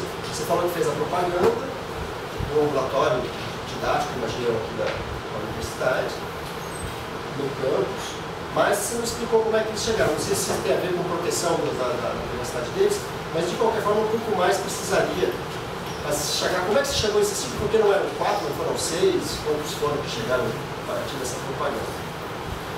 Uma outra coisa que você mesmo na sua análise das entrevistas, na sua discussão que você vai fazer, que eu queria te perguntar e te sugerir para o futuro é o seguinte: você tem que fazer, obviamente, uma entrevista que é mais em profundidade. O seu roteiro é muito longo de entrevista. As entrevistas foram, no geral, entrevistas longas. Você falou que a menorzinha foi de meia hora, que não é tanto, mas uma foi de 1h30, as outras devem estar pelo meio caminho. Mas uma coisa que eu sugeriria e que eu acho que você mesmo reconheceu é que você fez só uma entrevista. Como eram 5 pessoas, você poderia ter feito, pelo menos, ter deixado um gancho, que isso talvez enriqueceria muito o seu conteúdo empírico, de material de análise. Você ter aberto uma brecha para tu fazer, uma vez que tu leu e deu uma analisada, tu ir lá e esclarecer alguns buracos, alguns pontos certos, fazer uma segunda rodada. Isso é uma coisa muito comum nas metodologias qualitativas baseadas na narrativa da entrevista, que é você pode fazer várias sessões. Tem gente que faz 3 entrevistas. Os fenomenologistas que entrevistam os clientes fazem. Você soma, dá meia dúzia de horas, 10 horas de entrevista, você faz 2, 3, 4 sessões de entrevistas longas com as pessoas para aprofundar, para deixar as pessoas falarem, para deixar a vida delas aparecerem ali, os pensamentos, as experiências, a elaboração que elas têm sobre aquilo aparecer. Você acabou fazendo só uma entrevista com cada um, isso te limitou até na sua análise, você comenta em uma outra hora um pouco essa limitação. Então a sugestão para as próximas é tomar cuidado com, se você tem poucos, um universo empírico pequeno, e quer uma profundidade para poder analisar como é que estão vivendo essa história do uso crônico dos medicamentos antidepressivos, eu teria mais material sobre o próximo usar, se você pudesse ter mais tempo repetindo as conversas com essas pessoas. Uma outra coisa, já passando um pouco para a sua análise e discussão das entrevistas, é o seguinte: você apresentou, eu acho que de uma forma muito boa, foi uma coisa, um resumo, ao mesmo tempo narrativo e já analítico, já discutido, de cada um dos seus personagens, dos seus entrevistados, mas tu fez uma coisa que se fragilizou seu trabalho do ponto de vista metodológico. Isso é importante porque é uma dos rituais da nossa avaliação que se vê, tem a ver com um pouco da... A ciência se propõe a ter uma coisa assim de que você pode fazer, tem muita liberdade de fazer, mas você tem que mostrar como é que fez. Tem que vai se matar cobra e mostrar o pau, mostrar direitinho, se puder fotografar, filmar, entendeu? Gravar o máximo, para ninguém dizer que você está viajando, que você está inventando, que você está delirando em cima do que as pessoas falaram. Ou você põe a transcrição das entrevistas, porque isso tira qualquer dúvida, e aí tu pode manter o texto desse jeitinho, tá? Ou tu rouba pedacinhos das entrevistas e põe uma citação empírica do que o cara falou no meio do seu texto, porque aí diz, olha, ele está falando isso, tá aqui, dá um exemplo. Usa um pouquinho das palavras dele, põe entre aspas e diz, isso aqui foi o cara me falando, isso aqui é a minha prova, é o meu material empírico, eu não estou delirando, não estou interpretando na minha cabeça. Porque a sua discussão, embora boa, ela é pobre em material empírico. Você não traz em nenhum lugar. Ela quase não te faz link com um pouco da empiria das entrevistas. As entrevistas longas é difícil, porque o cara fala um monte de coisa espalhada, mas não tem por isso. Tu pode até manipular a entrevista. Tu pega um pedaço daqui, um pedaço daqui, um pedaço de lá. Sabe, tu não precisa fazer na íntegra. Pode recortar pedacinhos e, ó, a partir desse trecho aqui, dá para o cara está falando isso, falando aquilo. Então isso é uma coisa muito importante. Mas que é uma coisa que não te daria muito trabalho e nem acho que compromete o conjunto da sua análise aqui do seu trabalho. Tem uma coisa que me chamou muita atenção, que é uma pergunta mesmo que eu queria te fazer. Que ficou inexplorada no seu trabalho e eu achei que apareceria. Que é o seguinte, o problema da cronicidade. Porque mesmo na psiquiatria DSM, depressão não é uma doença crônica. Não está escrito em lugar nenhum que as pessoas começam e não param mais de tomar remédio. Ao contrário, está escrito lá que elas começam, tomam muito tempo e param, e devem melhorar. Pode recidivar, é verdade, é muito comum recidir. Mas o que nos livros, até onde você está escrito, é que a coisa não é crônica, não é eterna, deve parar. E a gente tem cada vez mais, disseminadamente, um uso crônico, realmente. E quem para, na verdade, a maior parte das vezes, tem alguns estudos que estão mostrando isso, é inclusive o paciente que enche o saco com vários dos seus, que enchem o saco de tomar remédio. Então, uma coisa que não apareceu em lugar nenhum, nem na sua entrevista, nem na sua análise, é essa coisa de fato, não era para ser um uso crônico. É para ser um tratamento longo, mas não um uso crônico. Não é não tem, tanto que se você pegar em lugar nenhum, está classificado como doença crônica, não é doença crônica, mas a prática social de um certo domínio, simplesmente cultural, ideológico, discursivo e prático da coisa, está transformando a coisa. Tanto que a gente tem vários desenhos e pesquisas já sendo feitos, incluindo a depressão, dentro de um rol de doenças, em pesquisas sobre doenças crônicas. Sem justificativa, porque não tem justificativa. A prática social está transformando o uso de antidepressivo numa situação crônica. Isso é uma coisa muito curiosa, muito preocupante, porque isso é uma sedação generalizada de sintomas que se faz no mundo. Que você, eu acho que brilhantemente critica, eu não vou, enfim, refazer um pouco as suas críticas, com as quais eu concordo, muito bem baseado em vários autores, etc. Estou acabando o tempo, né? Por fim, deixa eu ver, queria finalizar um pouco lá falando das suas conclusões. Um último comentário só, que você usa lá no comecinho, nos seus primeiros 2 capítulos, depois retoma lá para frente, que eu achei um conceito muito legal, que eu não conhecia, que é o sintoma social dominante, que você trabalha ao longo de várias páginas dele e tal, e tenta linkar ele com o seu problema de depressão, mas aí tu acaba enveredando por uma discussão lacaniana no meio do caminho e tal, para tentar fazer os links. Eu que não sou da área, achei muito legal, mas achei muito difícil. Eu tive que ler, depois reler de novo, para ver se eu estava entendendo bem, se eu estava mal explicado. Eu acho que se você gosta do negócio do uso, não sei o quê, vale a pena um cuidado didático do que você tem que assistir. Quanto mais clareza, didatismo, melhor no texto acadêmico. Isso é uma coisa relativa, porque obviamente o seu trabalho é feito para especialistas. Eu aqui estou de fora, uma parte do seu problema de ignorância é minha. Mas de qualquer forma, como a gente está no mundo que você precisa orientar e debater com o mundo dos que usam a cultura em geral e o mundo dos que prescrevem os médicos em geral, você tem que ter um pouco de problema de didatismo, de diálogo interdisciplinar. Por fim, está acabando já. Tem uma sacada lá na página 99 que tu comenta e que é muito precisa, muito boa. Eu só queria fazer um comentário adicional, assim, que você fala aqui, e acho que você nem cita ninguém, é uma sacada sua, mas já está na literatura, eu só queria dizer que isso não é só uma sacada sua, porque está muito bem estudado e discutido em outras áreas da ciência, particularmente nas áreas do estudo de medicalização, em geral na medicina, que é o fato de que o uso do antidepressivo ele não está desgrudado, ele vem junto, associado com a transformação do conceito, do discurso sobre a depressão. Né? Então, ele está casado com a construção da concepção e da classificação da doença e do diagnóstico. Né? Se você não afrouxa os critérios diagnósticos, não tira qualquer referência teórica para uma listinha de sintomas, não sei o que, tu não consegue generalizar e massificar o uso abusivo que se faz de antidepressivo. Isso tem um nome na literatura médica, que é um nome muito pejorativo, que chama disease mongering, ou mongering, nunca sei como é que pronuncia em inglês, que é a tradução aproximada, o tráfico, disease de doença, disease em inglês, mongering, ou mongering, eu nunca sei como é que pronuncia. Eu nunca vi nenhum processo, essa coisa da literatura. Esse conceito significa, a tradução dele é mais ou menos o tráfico da doença, que é a construção de doenças visando a medicalização e a venda do remédio. Você está construindo a doença para vender o remédio. Isso poderia ser uma certa faceta do dispositivo de medicalização do interesse da indústria, que manipula a produção do conhecimento científico para você poder vender os seus remédios.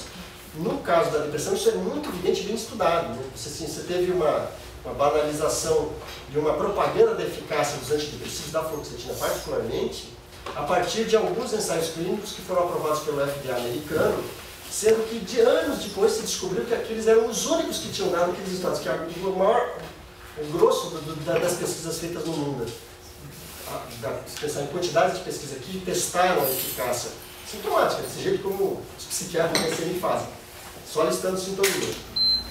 mostra um efeito muito pouco superior ao placebo. É quase um placebo, mas se vendeu como se fosse, se vendeu para o mundo, para a sociedade, para os médicos em geral, que prescrevem, como se aquilo fosse um tratamento eficaz.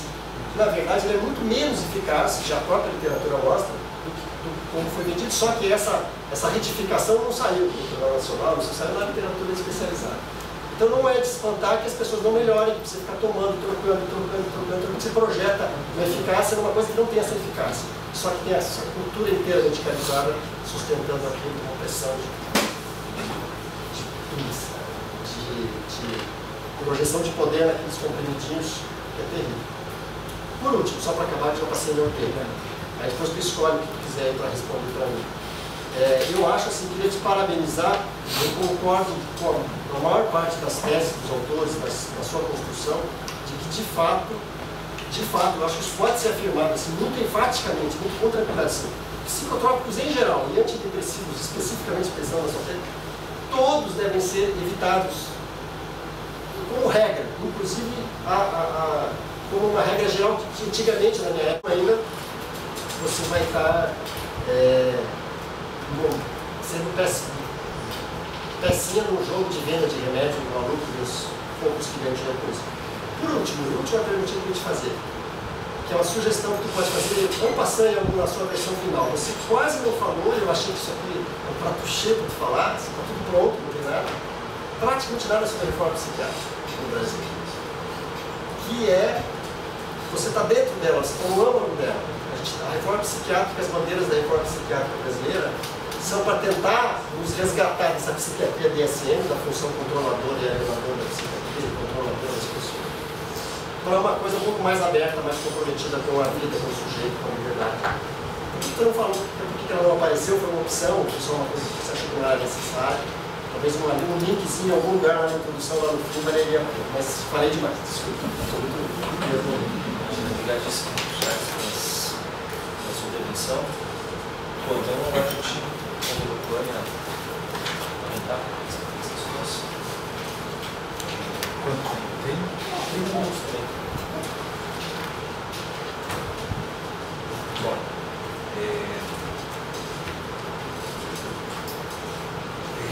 primeiro, sobre o primeiro comentário relacionado ao conceito do Abílio de psiquiatria DSM, por que eu não falei nos clínicos gerais?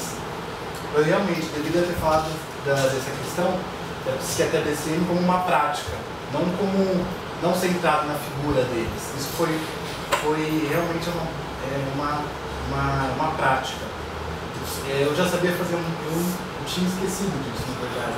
Os clínicos gerais, eles são os que mais medicam, são os que mais prescrevem. Né? E essa questão da formação médica, né, que é muito complicado de se pensar, de como é que se pensa isso, né? Tipo, aquela quantidade das pessoas que circulam, é uma questão de formação, de que não tem ninguém atento e fala, olha, esses remédios aqui não são balinha, né? Não são para serem usados tão levianamente, né?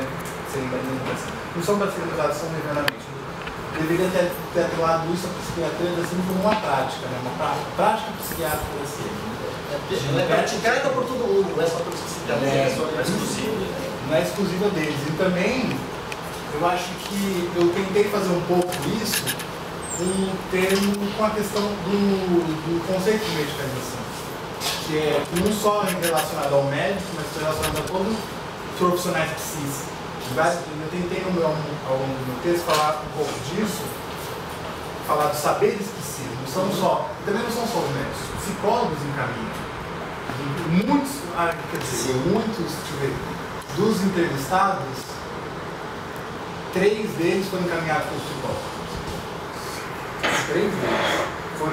Foram um psicólogo que falou, vai lá no psiquiatra que seu problema é...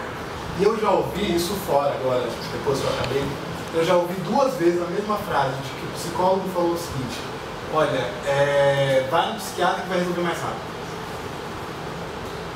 Enfim, não é uma questão prescrita, nem só aos clínicos gerais, é uma prescrita a essa prática medicalizante mesmo, né? é um ato. Você falou, não é só uma questão de discurso, é um ato. Essa questão do ato prescritivo. Não é uma questão só de discurso, de a gente tentar ali delimitar discursivamente. Não, é um ato. Antes de tudo, isso é um ato que está acontecendo, enfim, está ganhando força, vai, com esse 10.5 vai continuar e tende, pela minha leitura, tende a piorar por algumas questões. Que eu vejo que se acirram nos critérios diagnósticos e ampliam mais e colocam mais pessoas. E nós da psicologia, a gente tem um hábito, um terrível hábito de, não um terrível hábito, mas a gente tem um hábito de reescrever as palavras, de mudar os termos, né? Aí quando eu falo desejo, quando eu disse a dimensão desejante na psicanálise, é sujeito a um ser desejante antes de tudo. Então eu tentei incluir ali mas eu não expliquei, realmente, eu esqueci que não é um termo que é completamente diferente do senso comum, né?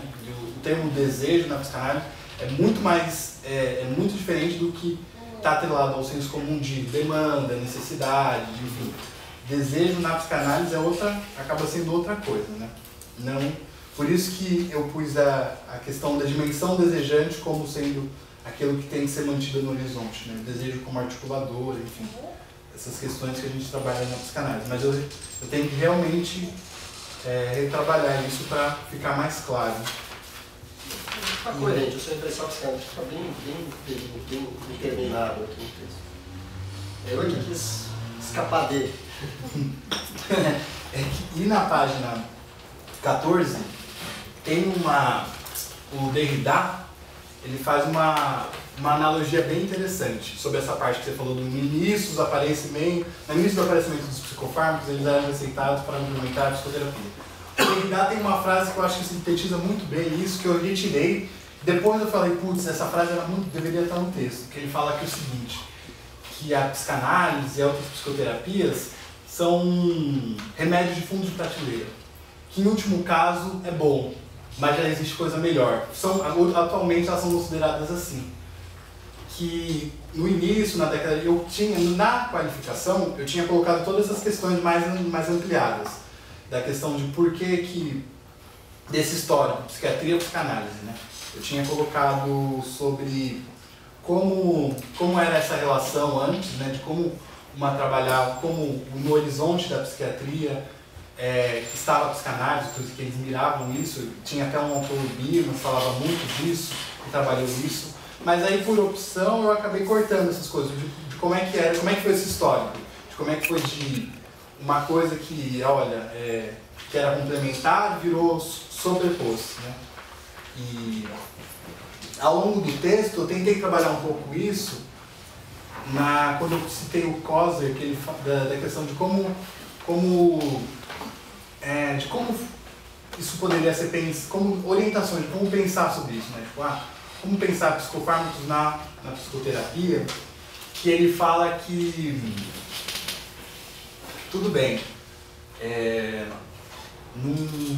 não podemos descartar os psicofármacos, mas ele pega e como é que é? Deixa eu ver como é que ele trabalha.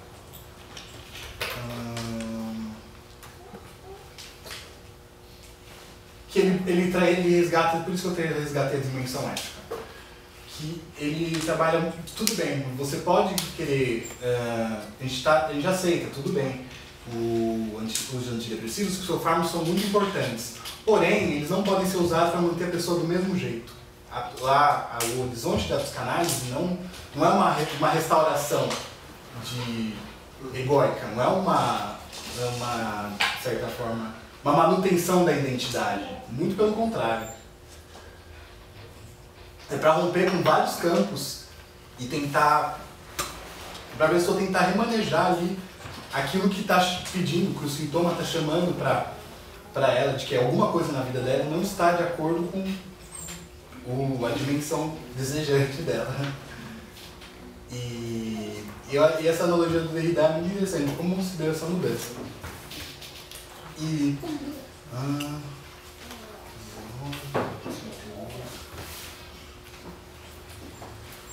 E sobre essa questão do disease Desmonge. O Koser tem um livro que ele fala o marketing é um livro que só sobre isso, sobre a questão de como da influência do marketing, as metáforas farmacoquímicas com que vivemos. Ensaio sobre métodos de farmacologia, que ele vai tratando só sobre essa questão de como se a publicidade criou algumas doenças para vender criaram-se doenças para vender um remédio. E ao longo da construção do DSM isso também vai ficando visível também, né? De como algumas coisas ali foram circunscritas para surgir o remédio, né? Ao ponto de tem a Apreciado fala que a gente não sabe se primeiro veio a depressão ou antidepressiva, né? Num certo momento, estou citando ela. E a Angel, tem um artigo dela na Piauí, da Angel, que ela trabalha bem essa questão também da dimensão de placebo, que eu tentei trazer no texto de como é visível isso. Quando até na aprovação deles, como eles vão manipulando alguns resultados para tentar aprovar alguns dos medicamentos e tal. E também quando eu trouxe a dimensão do fármaco, eu falei um pouco sobre essa questão da dimensão de placebo que nunca pode ser ignorada, né? Que ele sempre vai ter uma dimensão transbiológica, ele sempre vai ter um efeito sugestivo muito importante. E falando na questão do fármaco, você fez um comentário sobre o problema da cronicidade. E que por isso que não era para ser crônico, mas se torna crônico. Porque na minha leitura, eu percebi que cria-se uma sombra sobre a autonomia do sujeito, que ele nunca sabe se aquela melhora é relativa ao uso do antidepressivo ou se é relativa a um esforço que ele está fazendo de tentar mudar a estilística de vida dele. E o fármaco, e por isso que eu falei da questão de como está sendo subsumida essa questão da dimensão de veneno que existe no medicamento, independente não só da dosagem, mas que essa ambiguidade, essa tensão vai estar sempre presente. Por isso que eu resgatei o Derrida, a questão que ele faz na farmácia do Platão, essa questão que ele faz uma analogia sobre a escrita, com a questão do fármaco, enfim. Que essa conflitualidade sempre vai existir na prescrição e que não deve ser ignorada. E por isso que vai ser um uso crônico, porque ele sempre faz uma sombra sobre a autonomia do sujeito. E sobre a questão da metodologia,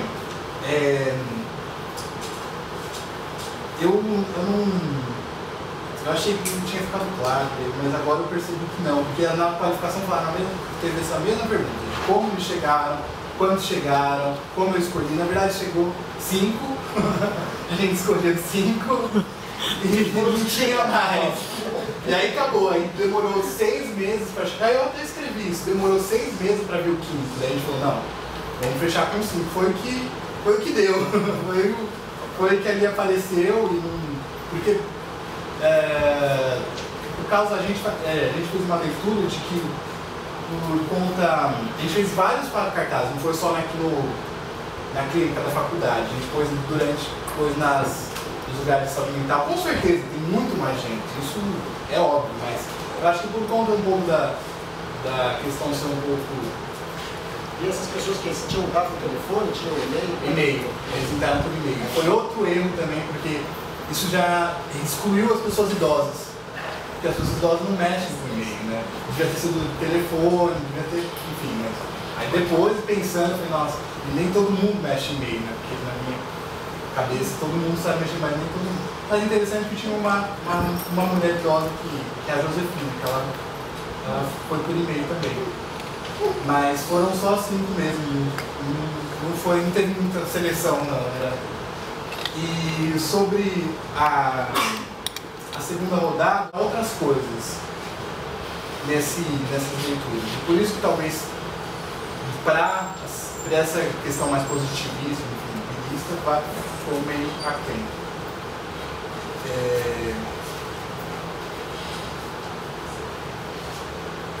Sobre a reforma psiquiátrica.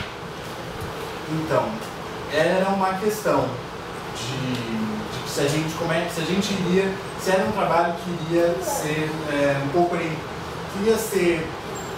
se ia ter uma orientação da reforma psiquiátrica. A gente buscou manter isso como uma tangente, tangenciar a questão da reforma psiquiátrica, mas não entrar, porque senão o nosso viés, digamos assim, clínico ia se perder um pouco. A gente preferiu foi uma escolha, digamos assim, não sei se metodológica, mas talvez um pouco de paradigmático, assim, de não trabalhar com essa questão da reforma psiquiátrica, porque senão ele levaria a outras questões e a gente foi delineando por aqui. Acho que aqui de duas uma mesmo, que ou era o Silvio ou era eu nesse sentido. De orientador também. Entende? Quer dizer, se é o Silvio, certamente o caminho seria a reforma. Do meu ponto de vista, diante de um pouco mais longe de vocês dois, é quase que distinguível. Para mim é pura reforma psiquiátrica. Só vou colocar o nome, duas, três frases que resolve isso aqui, entendeu? Aí que a gente falou, em vez de trabalhar no passando só e não falar mais, a gente falou, melhor não falar. Se é para falar mal feito, já tem vários fios soltos, então levantar mais esse fio ia ser. Se eu falasse, ia ser pouco também. Então a gente preferiu, não vamos só tangenciar isso, vamos só tangenciar essa questão da reforma psiquiátrica, mas não vamos entrar nisso. Eu acho, não sei se eu consegui responder tudo. Está ótimo. É só um comentário sobre isso. É que assim, a reforma psiquiátrica tem a dimensão política, histórica, institucional, mas tudo isso é, digamos, uma parafernália necessária para poder fazer transformação no cuidado clínico. Se esse negócio não funciona, não existe. Então isso aqui é reforma psiquiátrica. O resto é a introdução. Isso aqui é o importante. Entendeu? E eu acho que até por a gente tentar, foi uma questão muito importante assim, que a gente tentou tornar bem, digamos assim, bem claro, eu não sei se a gente conseguiu, mas a gente tentou, de que a psicologia tem que se assumir como uma ciência política, de que esse trabalho, a dimensão política é importantíssima. E a gente, a gente trabalhou, tentou trazer isso o tempo inteiro, de olha, isso daqui não é só uma questão digamos assim, daqui, mas a dimensão política está presente, assim, atravessa isso inteiramente, assim, não? Por isso que a gente trouxe a questão do dispositivo. Está muito bom, está muito correto, e é por isso mesmo que é pura reforma psiquiátrica. Essa era a tangente que a gente conseguiu ali. Mas está muito bom. Tudo bem? Legal? Ok? Então agora vamos a professora Miri. Você usa todo um referencial psicanalítico, muito embora atravessado, né, pela filosofia da diferença, momentos também, você traz do corpo, etc.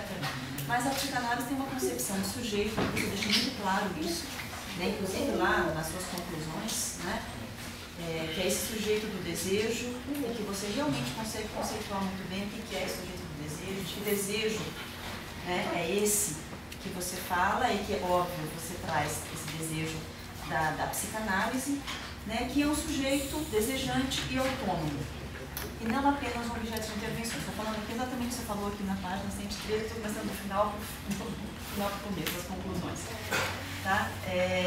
E de fato, assim, eu acho que são as duas dimensões de contraposição de sujeito, que é essa da psicanálise, né, e essa da psiquiatria, ou da medicina, ou sei lá, talvez da biomedicina, porque como de fato você deixou muito claro no seu trabalho, essa visão da doença, do sintoma e das intervenções não são exclusivas da medicina, muito menos da psiquiatria. Né? Isso fica muito claro quando, apesar de não trazer essas questões tão evidentes na fala dos sujeitos, né, houve tantos encaminhamentos aos psiquiatras pelo psicólogo, e uma das entrevistadas, inclusive, foi medicada inicialmente, não por uma depressão, né, mas por uma outra questão que tinha a ver com perda de peso, enfim, né, que é um outro uso, inclusive, né, que também é uma banalização daquilo que seria um antidepressivo, que é usado para uma outra finalidade, que é, né, largamente utilizado hoje em dia, né, para diminuir a ansiedade, enfim. para tamponar, como você disse, né, para silenciar uma série de outras questões que são as questões conflituais, que para a psicanálise, obviamente, tem a ver com a formação e a constituição do sintoma. Então, eu acho que, de certa forma, é nítido, né, o seu amadurecimento. Eu acho que tem trabalhado muito, né, imagino, da qualificação até aqui, né, mas acho que assim, o trabalho está muito bom, escreveu muito bem, né, a questão da apresentação dos conceitos, a parte teórica que você fez no início do trabalho. Eu acho que você conseguiu, de fato, amarrar essa questão do sujeito à questão da produção social, né, e de como essa questão da doença, sobretudo da doença mental, que é o que você evidentemente trabalha aqui, né, na apresentação, é de fato uma questão produzida socialmente e é uma questão de subjetivação. E aí você traz vários conceitos, várias ideias, vários autores que falam da questão da iatrogenia, né, que falam do uso do diagnóstico, utilizado na psiquiatria, na saúde mental como um todo, que é essa questão da objetividade dos sintomas, né, como o Charles falou, que é uma reunião de sintomas que gera tal patologia. Né? E um sujeito, óbvio, né, a história, a narrativa, né, e sem essa subjetividade que você tenta mostrar esse tempo todo. Ao longo do seu trabalho, você também usa um conceito de empoderamento, que não é exclusiva da psicanálise, nem é um conceito psicanalítico, mas muito mais da psicologia social, né, e a questão até da saúde, né, que seria talvez uma questão bastante importante e muito deixada de lado, né, quando a gente começa a pensar nos tratamentos, sobretudo nos tratamentos que envolvem a questão do uso de medicação. Sobretudo aqui dos antidepressivos, porque aí eu comecei a pensar, porque assim, quando eu comecei o seu trabalho, né, eu comecei o que ele me suscitava. Né, então eu estou falando mais largamente, sem tantas primaridades, etc., por conta disso.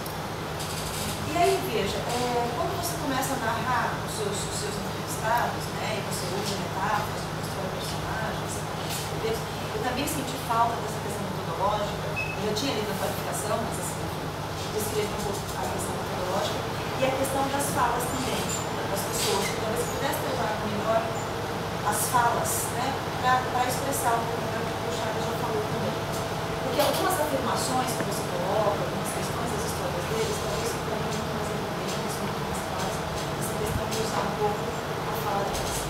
Bom, e aí você usa aqui também a questão da discussão do fármaco, né, dessa questão da ambivalência, né, do uso da substância, enquanto algo que traz a cura, né, algo no sentido da medicação como algo que possa trazer um bem, né, e também esse outro lado do uso da substância, que seria essa questão do que ele produz, né, enquanto treinamento, enquanto retirada do sujeito, talvez, porque aí eu vou uma leitura mais simbólica, né, tentando juntar um pouco daquilo que você trouxe dos seus entrevistados, das falas, das histórias, das narrativas, das histórias que eles trouxeram. Né? E aí, assim, é aquilo que você falou na apresentação que você fez no conhecimento, realmente tem muito pouco do que seria em comum nessas 5 histórias, nessas 5 narrativas de vida e de história, de uso de medicação e de, bom, enfim, o que é a depressão nessa história. Então, talvez se você quisesse, daria até para repensar diante dessas narrativas, mas como é uma qualitativa, talvez não abra mais para isso. Enfim, o que é a depressão quando se fala dessas 5 histórias aqui? Porque tem tantos elementos, né, tantos elementos importantes de vida, de dor, de sofrimento, mas enfim, elas ficam esvanecidas diante daquilo que é realmente o diagnóstico ou todos os sintomas que são, né, previamente, né, listados como sendo aquilo que seria um quadro depressivo. Né? Então a gente me perguntou muito o que seria esse quadro depressivo que esses pacientes foram diagnosticados. Né? E quando não, encaminhados pelos próprios psicoterapeutas, né, ao psiquiatra para o uso da medicação antidepressiva. E aí você, ao longo eles têm tentado produzir outros deveres, né, potência, mas que eu não sei se fica claro para eles que o que eles produzem é isso. Não sei se fica claro para eles, para esses entrevistados, que as várias saídas, as várias tentativas de vida que eles fizeram são de fato algo de tentativas de saída e algo de potência, porque a sensação que eu tive, né, foi de que, quando você fala dessa questão do empoderamento, vou fazer aqui um joguinho de palavras, quando você fala que o uso do antidepressivo talvez falou um pouco essa questão do conflito, né, e de certa forma desassujeitou ainda mais esses sujeitos, né, do protagonismo, da autonomia das suas vidas, eu fiquei me perguntando um pouco se para eles, os entrevistados, até uma coisa que eu gostaria de conversar com você, essa questão não é exatamente o contrário, porque ao longo da descrição que você faz deles, né, apesar de muito deles falarem durante as narrativas aqui, de que, bom, eles já entenderam de que a vida é realmente sofrida, não sabe se existe cura, né, de que eles já estão um pouco melhor, que eles estavam começando a fazer muita meditação, tentando fazer a psicoterapia, né, então, veja, existe, parece, uma questão de parece que eles entendem que já estão um pouco melhor, mas ainda precisam de medicação. E aí eu fiquei aqui me perguntando, é uma coisa que eu gostaria de conversar com você, se eles não estão colocando esse empoderamento que você está dizendo que eles produziram ao longo da vida deles, justamente na medicação. Não sei se você conseguiu entender, porque você que escolhe ao longo do trabalho, dizendo que, bom, esses pacientes viveram, esses entrevistados viveram uma série de sofrimentos, de violência, de uma série de situações, que eles tentaram produzir, de alguma forma, alguns tipos de saídas. Né? Óbvio, o tratamento deveria, sempre, em todo caso, produzir potência, força, para que essas pessoas pudessem conseguir sair. Sim. Né? E que eles têm uma história de vida, né, que de alguma forma eles tentam, da maneira deles, né, encontrar algumas saídas alternativas. Mas eu não sei se eles veem isso como saída. Se eles não veem isso como só fraqueza, fragilidade, e o quanto eles não têm essa força. E a minha pergunta é, será? É uma pergunta mesmo isso. Será que eles jogam essa força ou este poder que eles percebem que não tem, que eles não percebem que tem, na meditação? Eu estou pegando na questão da ambiguidade da fala. Né? Eles estão melhores, já sentem que não tem cura, mas, por outro lado, eles também não, eles ainda precisam do uso de medicação. Veja, não estou desconsiderando que toda essa questão da produção social, tá? Desse olhar deles, de não se sentir, né, capaz de não se sentir suficientemente forte para conseguir, de alguma forma, enfrentar algumas situações que seriam situações de vida, perdas, dores, sofrimento, né, alguns enfrentamentos que causaram sofrimento e dor, né, na vida deles. Porque eu fiquei pensando muito nessa questão desse ato do empoderamento, né, que eu acho que, de fato, é uma questão que muito trabalhar na saúde, e, de fato, eu entendi claramente que de fato, a escolha foi, né, pela clínica. Né? Mas, pensando mesmo essa questão do poder que é atribuído à medicação, ao uso, até você usa num certo momento aqui, de dourar a pílula, encontrar algum tipo de solução que realmente pudesse trazer a eles algum tipo de resposta, algum tipo de saída, que até então, pelo menos, eles não conseguiram. E tentaram, né? Foram procurar psicoterapia antes, depois, durante, largaram, voltaram, né?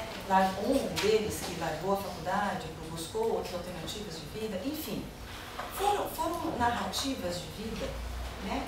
Que buscaram o tempo todo alguns tipos de saída, mas que me parece continuam ainda nesse mesmo sentido que você trabalhou muito bem nessa questão de não ter a força suficiente ainda para enfrentar essas questões. Então, é uma questão que eu gostaria depois de que você pudesse discutir e comentar um pouco.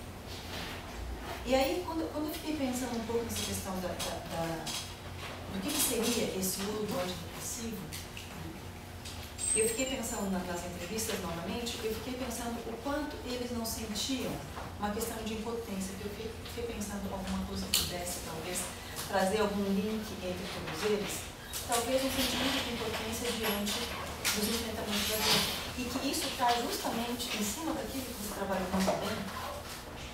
Que é o quanto a depressão é algo que traz à tona tudo aquilo que essa cultura de performance, de produção, né, de subjetivação, tenta negar. Eu estou usando o Alírio Costa Rosa, a psiquiatria deve assumir.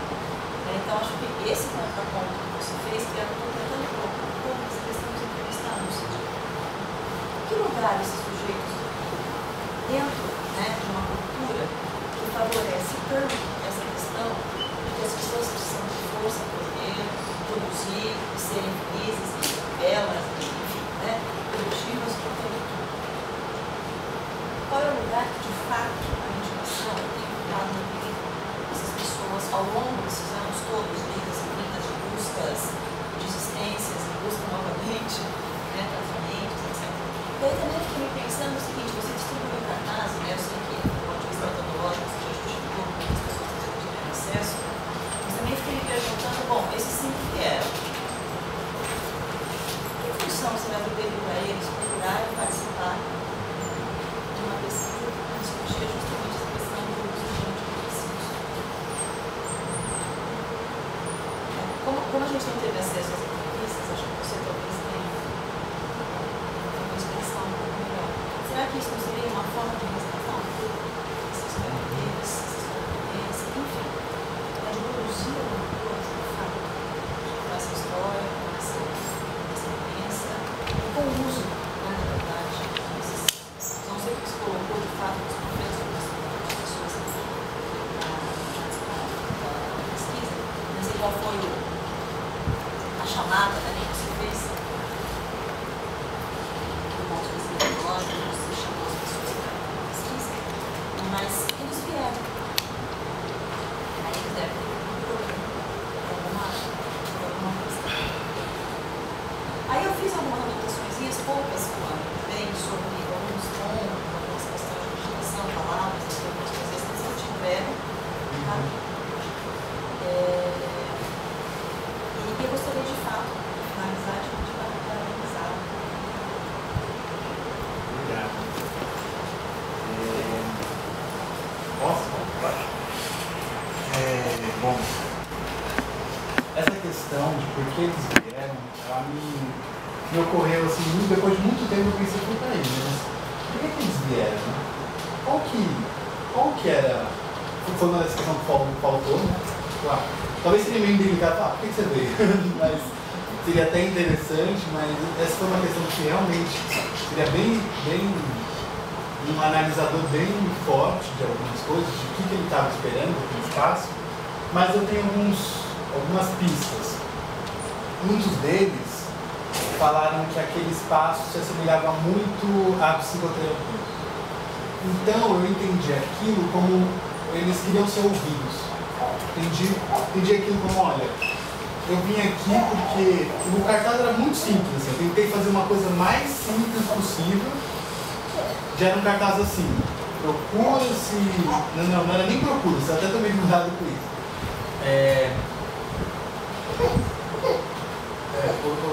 Não lembro exatamente, mas a ideia era essa. Precisa-se de voluntariados para pesquisas sobre antidepressivos com mais de 18 anos, há mais de 3 anos. Era isso. Aí tinha um e-mail embaixo, não tinha se era do honesto, de onde era. Aí eu deixei mais aberto possível para ver o que ele trazia. E eu percebi que era uma vontade de narrar as histórias deles, que ficaram, de certa forma, subsumidas atrás do fármaco, do antidepressivo, que ficaram escamoteados, né? Essa foi uma das reflexões mais fortes que eu tive que fazer depois da qualificação, que eu falei que eu estou fazendo a mesma coisa, eu estou apagando a narrativa deles. estou tirando as palavras. Cadê as palavras? Onde está a palavra desse sujeito? Onde foi parar atrás desse antidepressivo? Onde estão as histórias dele? E pegando já esse gancho, o Quinet, ele tem uma citação muito interessante que ele fala que a tarefa da análise é transformar o sintoma, a resposta, em sintoma-pergunta. De onde o sujeito fala, eu sou, ele fala assim, o que eu sou? O que eu desejo? Onde está meu desejo? Enfim. De trazer essa questão de volta para o sujeito para ele poder se implicar naquela história. Né? Que é isso que o Koser fala, que fala, ok, tudo bem, o medicamento está lá instaurado, a pessoa está tomando, mas e ela está fazendo psicoterapia, mas isso não pode ser isso não pode ser utilizado para uma mudança para ficar no mesmo lugar. Mudar para ser o mesmo, porque esse não é o objetivo de uma análise. O objetivo da análise é uma emancipação subjetiva, poder aparecer o sujeito. Por isso que começa com sintoma, que a palavra acabou, que é o que vai começar o trabalho, enfim. E o que está sendo, né, de certa forma, desconsiderado quando se medica o sintoma, né? Não fazendo silenciar. E que é o que desimplica o sujeito do seu sofrimento, né? Porque se não parte daí, daquilo que, olha, eu não estou conseguindo dormir, que muitos relataram isso, que é uma coisa muito interessante, a questão da insônia. A questão da insônia é a questão do sono, de quando eles estavam depressivos e isso era uma coisa, eles não conseguiam sair da cama. Na insônia, eles não começaram a tomar antidepressivo e não conseguiam dormir. Faltou a pergunta também de, mas quando você estava na cama, o que você sonhava? Que era que a partir daí de novo, trazer de novo a questão do onde está o sujeito, né? Onde está? Que é aquilo que a partir da Maria Itaquel, que ela relata de um caso de um menino sobre depressão mesmo também, que falava isso, que ficava o dia inteiro no quarto, mas ela falou, poxa, eu esqueci de me perguntar, o que ele produzia no quarto? O que ele sabe? O que ele fazia lá? Alguma coisa ele tinha que fazer, nem que seja de olhos fechados, devaneando, alguma coisa ele devaneava. E era a partir dali que devia surgir o trabalho, não para fazer, enfim, tentar inserir ele na lógica do modo de produção capitalista, enfim, trazer ele de volta para essa questão de mudar para ficar o mesmo, né? De atender uma demanda que não era dele.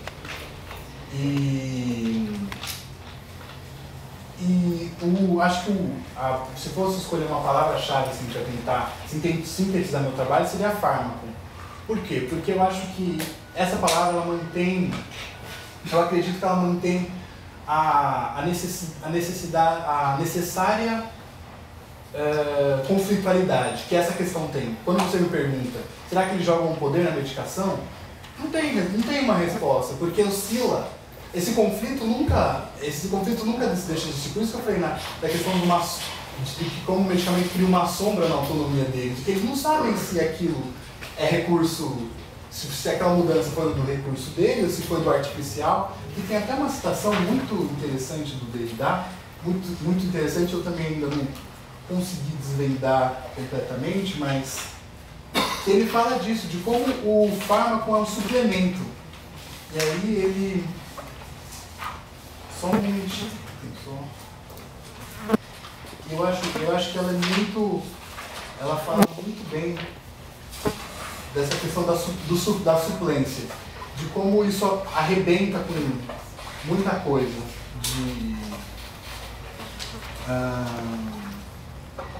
De que deveria ser uma construção do sujeito. Bom, enfim, não gosto de falar. Mas... e esse conceito não. Essa palavra fármaco mantém, e eu o tempo todo no trabalho eu tentei manter essa conflitualidade. Não é isso ou aquilo. É esse conflito, é o conflito mesmo. Essa é a resposta, é o conflito. Não oscila nele, enfim. Que só vai vir com a desabituação, com a retirada do medicamento, vai vir começar a aparecer o sujeito, né? Que enfim, mas o conflito vai sempre existir. Eu acho que uma das melhores respostas foi a do Geraldo, que ele disse, olha, eu vou entrar em crise, eu vou sofrer, eu vou continuar, e vou entrar em crise de novo, vou continuar, mas assim que é. E ele fala que ele me fala de uns, eu até nomeei ele, tentando ainda me justificar sobre como eu esqueci de explicar como é que eu criei esses personagens.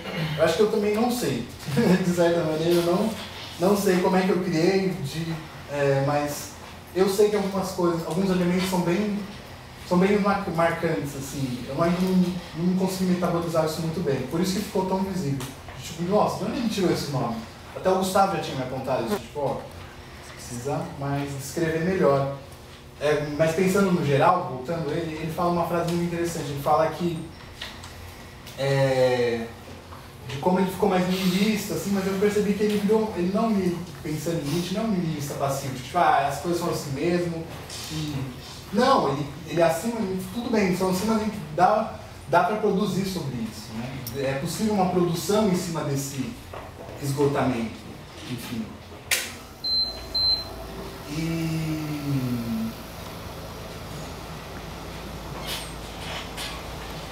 Enfim, e Nietzsche me ajudou muito nesse trabalho para pensar essa questão da importância do conflito, de manter o conflito visível, assim, que existe um conflito muito grande, existem várias linhas atravessando essa questão, não é só a questão de antidepressivo é bom, de que como é importante essa ambiguidade ficar visível, assim. Eu acho que se fosse falar, o fármaco é a palavra-chave disso. Tá bom, ele faz bem, mas ele faz mal ao mesmo tempo e assim vai, enfim. Faz bem naquele momento, mas depois precisa repensar. Acho que ele traz, de certa forma, até uma necessidade de movimento. Quando ele começa... É interessante que uma das pessoas falou assim, que em conversas isso, uma conversa com uma das... Muita gente me procurou, depois que sabia da minha pesquisa, muita gente me procurou para falar, minha mãe toma, enfim, eu tomo, e começou a me contar. E uma dessas pessoas me falou o seguinte, que, poxa, eu comecei a tomar antidepressivo e agora eu tô sem libido, não tenho mais, não falo tantas palavras, mas eu não tenho mais vontade, mas se eu parar também, eu não consigo mexer, eu fico chorando o tempo inteiro, enfim. E de que a dimensão do conflito vai emergir de novo, né? Conflito psíquico, enfim, todas essas questões vão aparecer. Então, não é só, eu não sei se eles veem isso. Eu acho que não. Acho que a nossa cultura vê o conflito como uma coisa ruim, mas não, o conflito é movimentação, é necessário. E a gente tenta pôr um véu sobre isso, mas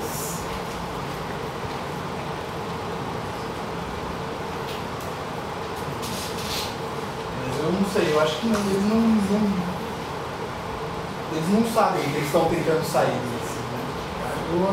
Eu creio que eles não sabem. Se você responder aquela pergunta, se eles sabem que eles estão tentando dar saídas, eu acho que talvez não. Eu acho que eles não percebem, eles estão, de certa forma ali, alguma coisa está movimentando, mas ainda não está muito claro o que é o que, para onde eles estão indo, a não ser que falar assim de forma geral, que cada um mostrou uma coisa, mas a não ser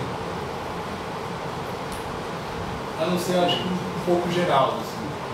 Quando ele fala, ele é o único que estava desmando, ele era o único que estava em retirada e que estava aceitando mesmo um pouco essa condição da vida, que não existe vida assim, de turbulência. E ele, talvez ele saiba que, poxa, tá, eu tô tomando, mas isso não tá me respondendo mais. Tem até um trabalho do Tavares que eu citei, que ele trabalhou também um pouco nessa linha. Ele fez psicoterapia, ele foi um pouco mais de tempo. Ele foi. Dito aí, eu só queria fazer brevíssimos comentários. Também, na verdade, não vou tocar no texto, mais para uma função de um orientador, de testemunhar desse processo. algo desse processo, eu queria dizer algumas coisas. Primeiro, assim, falando aqui, eu endosso os comentários. Aliás, né, já aproveito também mais uma vez para agradecer exclusivamente a presença do Charles aqui, que fez um esforço danado para chegar de Santa Catarina até onde Judas, né, perdeu as botas. E a professora Meire, que esteve presente também na qualificação, contribuindo então já em 2 momentos significativos aqui no trabalho. Eu endosso no sentido de que é importante sublinhar o quanto você cresceu entre aquele primeiro momento, né, entre evidentemente as ideias geminais do seu trabalho, né, chegando numa qualificação que te assustou, né? Meu Deus, você estava comentando aqui com o Charles, bom, eu que ficasse passando pena de pavão na sua genitália.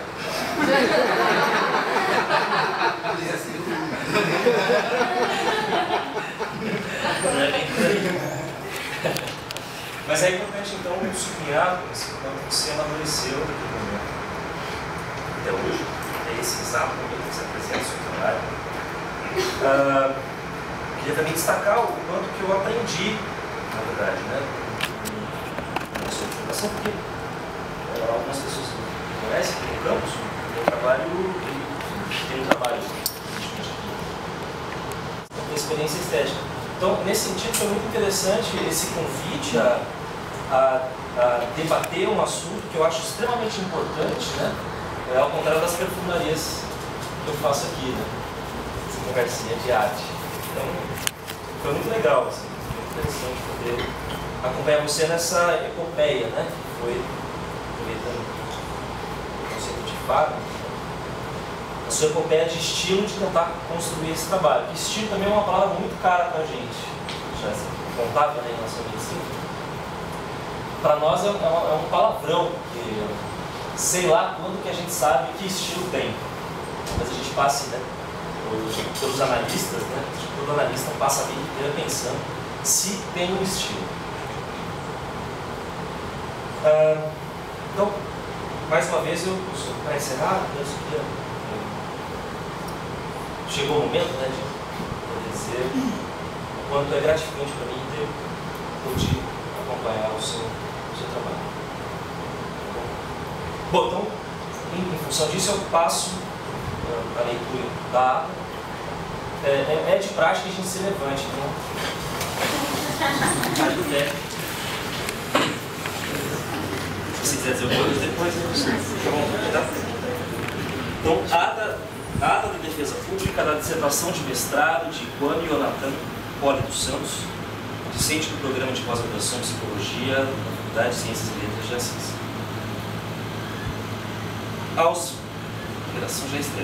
Aos 22 dias do mês de janeiro do ano de 2014, às 14 horas, no mini auditório de História, reuniu-se a comissão examinadora da defesa pública, composta pelos seguintes membros: professor Dr. Gustavo Henrique Dionísio, da Unesp de Assis, professor Dr. Charles Dalcanari Tesser, da UFSC Florianópolis, professora doutora Meire Yoko Okamoto, da Unesp de Assis, sob a presidência do primeiro, a fim de proceder à arguição pública da dissertação de mestrado de Kwame Yonatan Poli dos Santos, intitulado Uma análise dos efeitos do uso a longo prazo de antidepressivos.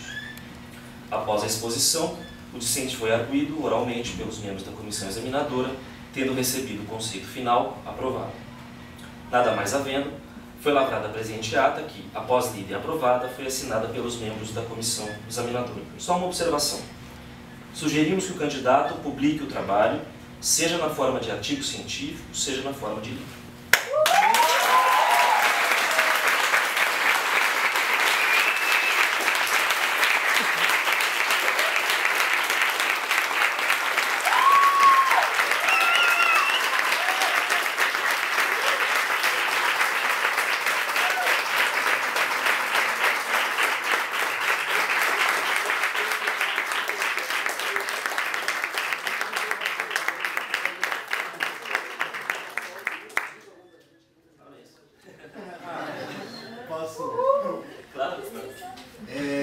quero dizer assim, antes de tudo, que esse é um trabalho coletivo, esse é um trabalho que, se tem meu nome, é por questões acadêmicas, mas a autoria é coletiva, porque por isso que eu insisto tanto que todo mundo tem que ler, porque cada um tem um pouquinho assim de cada um de verdade aqui, uma conversa, alguma coisa assim que, putz, pode, é isso. E eu acho que antes de tudo isso é um trabalho coletivo e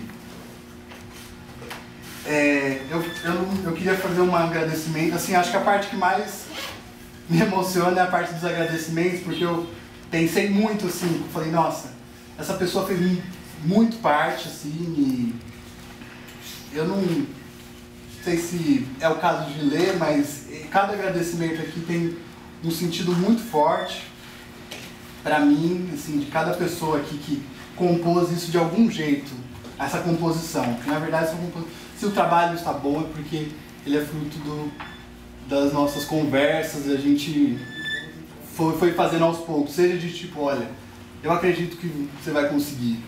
E vários momentos assim eu falei, não, fiz merda, não devia ter entrado nessa, mas aí eu recebi uma mensagem e falei, olha, você fica firme que você vai conseguir. E tem muita gente aqui, muita gente mesmo. Enfim, esse fim é cheio de rituais e clichês, mas eu vou agradecer meu pai, minha mãe, meu pai, porque foram eles que começaram a nossa história e me invocaram para o desejo. Agradecer ao meu orientador, Gustavo, que trabalhou do meu lado, foi quem me deu movimento para o meu trabalho, fazendo não só de parar em pé, mas conseguir caminhar com as próprias pernas. Agradecer o Charles por ter vindo de tão longe, com contribuições tão valiosas assim, para o meu trabalho, que eu vou reformular, amei, desde a qualificação, quando ela perguntou, mas e aí, qual que é o objetivo? Isso fez toda a diferença. E agradeço muito a banca, ao Benilson que não está aqui, mas fez parte da banca, que não só dispôs do tempo de ler, discutir o trabalho, mas embarcou comigo nessa trajetória que começou há muito tempo. Agradeço a minha avó, que fez aniversário ontem, o Mudrik, que vai fazer 3 meses amanhã, e aos antepassados, enfim, que é a razão de eu estar vivo hoje, que estão presentes não só em discursos, enfim, eles estão hoje aqui, pode pensar em genes, sei lá. Agradecer aos meus irmãos e irmãs e irmãos de sangue, primeiro pela relação de amor incondicional, pelo apoio financeiro, pelas crises que são crescimentos, para mim foram muito fortes. Eu sei que às vezes não é fácil a relação de irmão, mas é uma relação que cresce muito. E em seguida aos irmãozinhos e irmãzinhas de estrada, de caminho amar, de caminho amar, de amar caminho, pela relação transcendental. Agradecer até ao sobrinho que é puro devir, o Mudir, quem não sabe. E por fim, é tanto clichê, mas eu agradeço até o amor, que sem a sua intensidade não haveria potência de vida. Contudo, eu não vou agradecer o amor, como mais já agradeci, eu vou agradecer a vida, essa chama acesa em que cada um de vocês fazem parte dessa composição, trazendo lenha e até mesmo tornando eterna a cada segundo. Obrigado por aquecer minha vida.